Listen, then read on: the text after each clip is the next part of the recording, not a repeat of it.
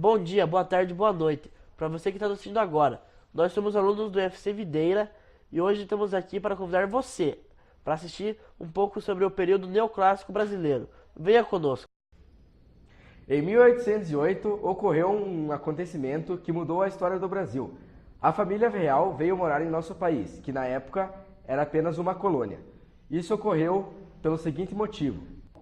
O imperador francês da época, Napoleão Bonaparte, decretou o bloqueio continental à Inglaterra. E ele dizia que qualquer país que fizesse comércio com a Inglaterra seria invadido. Então, Portugal tinha duas opções. Ou ele parava de comercializar com a Inglaterra, que era seu principal parceiro comercial, e ia à falência, ou continuava fazendo comércio com a Inglaterra e era invadido pelo exército francês. Então, o rei Dom João VI, na dúvida, pegou sua família e foi para o Brasil.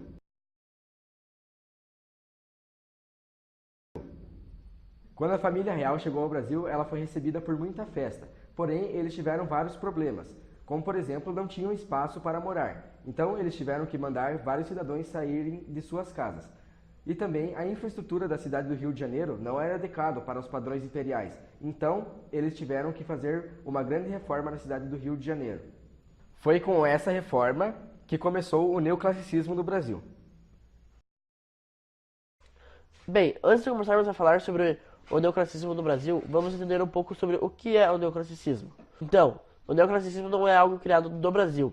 Ele foi criado na Europa no século XVIII, sendo usado para rebater o rococó, que era o estilo vigente até o momento. No Brasil, a onda neoclássica chegou no século XIX, vindo a derrubar os ideais barroco, que na época eram muito fortes devido à grande influência que a Igreja Católica tinha no Brasil. Os ideais iluministas que acompanhavam o movimento trouxeram uma nova perspectiva para o país, que ainda estava sob o domínio de Portugal. Bem, o neoclassicismo no Brasil se resumiu à simplicidade e à imitação da natureza. Também pode-se dizer que o neoclassicismo voltou a pegar culturas antigas, como a grega e romana. Também vale lembrar que por causa do neoclassicismo, o Brasil recebeu uma grande leva de nobres, vindo da Europa. Na pintura brasileira, o neoclassicismo só começou a ser sentido no início do século XIX, já que a tradição barroca, dominada pela Igreja, que oferecia praticamente o único mercado para a pintura, permaneceu forte até que a missão francesa iniciasse suas atividades normatizadoras e renovadoras. Na pintura e escultura, a influência neoclássica está submetida ao romantismo. Embora a sobriedade e o equilíbrio estejam lá para representar os ideais clássicos, as cores nos remetem à dramaticidade do romantismo. Na pintura, há várias obras importantes e famosas também. Dentre elas, selecionei 3 para falar mais a fundo sobre suas características. A primeira obra é a Baía de Guanabara, vista da Ilha das Cobras. Ela foi pintada por Félix Emile Taunay em 1828. Nessa obra, ele alternou símbolos e imagens para criar uma obra que reflete o processo de criação da nação no qual ele estava envolvido. Na segunda obra, temos a Primeira Missa do Brasil. Ela foi pintada por Victor Meirelles em 1861. Ela retrata a primeira missa no Brasil após a chegada dos portugueses. Na terceira obra, temos a Independência ou Morte. Ela foi pintada por Pedro Américo em 1888 e ela retrata o momento em que Dom Pedro I proclama a independência do Brasil. A arquitetura neoclássica se dá origem em 1816, 8 anos após a chegada da corte portuguesa, quando desembarca no Brasil a missão artística francesa, que foi contratada para fundar uma escola de artes e ofícios. Em 1826 é fundada a Academia Imperial de Belas Artes, futura Academia Nacional, que adota o estilo neoclássico europeu, que atrai pintores de porte. Com isso, as construções começaram a ser mais refinadas. Podemos afirmar que a influência neoclássica se deu no Brasil com 2 níveis diferentes, nos centros maiores do litoral, como Rio de Janeiro, Belém e Recife, pois tinham contato direto com a Europa. Desenvolveram um nível mais complexo da arquitetura e se integraram aos modos internacionais. Existia preocupação pelo aperfeiçoamento técnico, porém dependiam de materiais importados. As residências urbanas constituíam de cópias imperfeitas da arquitetura dos grandes pontos do litoral, pois a visão do neoclassicismo ainda era muito superficial. Segundo Reis Filho, a arquitetura dependia da importação dos materiais e de obra-prima especializada. Com a independência do Brasil, a arquitetura se firmou em 2 versões: o neoclassicismo oficial, ou seja, da corte, feito das importações, e a versão mais simplificada, que era feita pela mão de obra escrava. Quanto às características arquitetônicas, podemos destacar o uso de pedra, granito, mármore, madeira. Teve também o uso de formas geométricas e simetria, o uso de frontões triangulares e colunas. Uma das principais obras da arquitetura neoclássica brasileira é a Casa de Grand-Rame-Montigny, localizada atualmente na Rua Marquês de São Vicente, número 225, bairro da Gávea, no Rio de Janeiro. Montigny veio para o Brasil juntamente com a missão francesa. Sua casa adota as características principais da arquitetura neoclássica, como exemplo, o uso de colunas, sacadas e escada externa. A Casa de Montigny atualmente é o Museu da PUC do Rio de Janeiro. Outra obra neoclássica é o Palácio Louro Sodré, ou Palácio Azul, mas que no início era chamado de Palácio dos Governadores. Ele situa-se no bairro da Cidade Velha, no município de Belém, no estado do Pará. Foi projetado pelo arquiteto Antônio Landi, a pedido do governador do Pará, Manuel Bernardo Melo de Castro. Já no ano de 1994, a construção se tornou o Museu do Estado do Pará. Suas características principais ligadas ao neoclassicismo é o uso de um frontão triangular, simetria e materiais refinados, que na época eram obtidos por importação.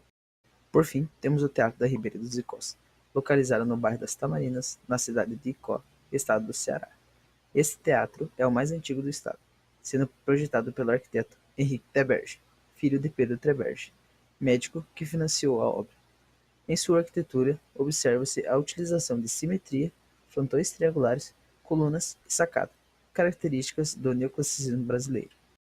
Bem, na música, principalmente temos a Escola de Minas, com o seu núcleo de compositores coloniais, onde podemos destacar a figura de um padre chamado José Maurício, que, através de influências de Haydn, Pleyel, Mozart, cantores muito famosos na Europa, fez uma coletânea de músicas com uma raiz germânica.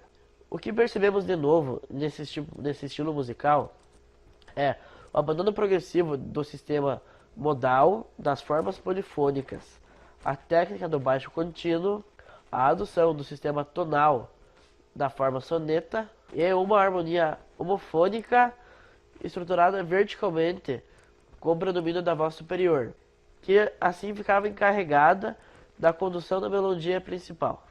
A Escola de Minas era muito numerosa. Entre eles podemos destacar alguns produtores: Inácio Parelhas Neves, Francisco Gomes da Rocha, Marcos Coelho Neto, Manuel Dias de Oliveira, João de Deus Castro Lobo e José Joaquim Emérico Lobo de Mesquita, autor de uma obra estimada, uma antífona da Nossa Senhora. Todos eles foram muito ativos, porém com o passar dos anos muitas obras se perderam. Depois do esgotamento da Escola de Minas e da morte do padre José Maurício e da retirada da corte portuguesa do Brasil, o panorama da música brasileira, num contexto político, acabou perdendo seu patrocínio, assim decaindo cada vez mais. E foi assim até o surgimento de Carlos Gomes, que trabalhou inteiramente na estética romântica. Também podemos destacar Francisco Manuel da Silva, não por ser um ator talentoso ou qualquer outra coisa, e sim pela sua organização. Por isso ele virou um maestro, mestre da Capela Imperial sob Dom Pedro II, autor da melodia do Hino Nacional Brasileiro e fundador do Conservatório do Rio de Janeiro. No campo da música popular, o que mais chama a atenção é o ritmo modinha, que principalmente usava uma viola ou um bandolim, e ela apresentava uma temática predominante amorosa, de estrutura estrófica e acompanhamento harmônico simplificado. Esse gênero de canção sentimental circulava facilmente entre os círculos eruditos e populares A principal expressão da época era o arcadismo, que tinha como objetivo representar a vida simples do campo e os aspectos da natureza. Os principais poetas da época estavam localizados na cidade de Vila Rica, que era o centro cultural do Brasil da época. Entre eles podemos citar Cláudio da Costa e Thomas Gonzaga. O arcadismo se desenvolveu no estado de Minas Gerais, no século XVIII. Pelo fato de ter sido descoberto ouro no estado de Minas Gerais, o mesmo se tornou centro econômico e, portanto, centro cultural do Brasil. Na literatura neoclássica, fica designado a imitação de formas literárias da antiguidade, valorização de regras, temática pastoral e linguagem clara e espontânea. A literatura neoclássica teve uma expressão notável na poesia, como por exemplo Maria de Dirceu, do poeta Gonzaga. No Brasil, o neoclassicismo se tornou um elemento ideológico indicativo de progresso e civilização. Também, o neoclassicismo inspirou um projeto modernizador que foi sucessor da independência da República, em um momento em que o Brasil deixava de ser colônia. Bem, no neoclassicismo, o que predomina é a poesia.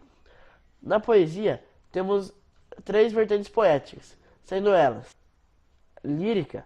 A lírica é quando os poetas tendem a colocar a opinião pessoal deles sobre alguns temas, como amor, a vida no campo, normalmente em contraposição com a vida na cidade, a valorização da simplicidade e da natureza, e também onde eles confessam seus sentimentos por uma música. Temos também a satírica, que na época era marcada pela crítica à política colonialista de Portugal, principalmente a cobrança de impostos que era cobrado por os colonizadores, como é abordado em várias obras famosas, como Cartas Chilenas, de uma autoria desconhecida, porém alguns atribuem essa obra a Thomas Gonzaga. E por último também temos as épicas, onde os poetas narravam em longos poemas como era a vida dos colonizadores e dos indígenas.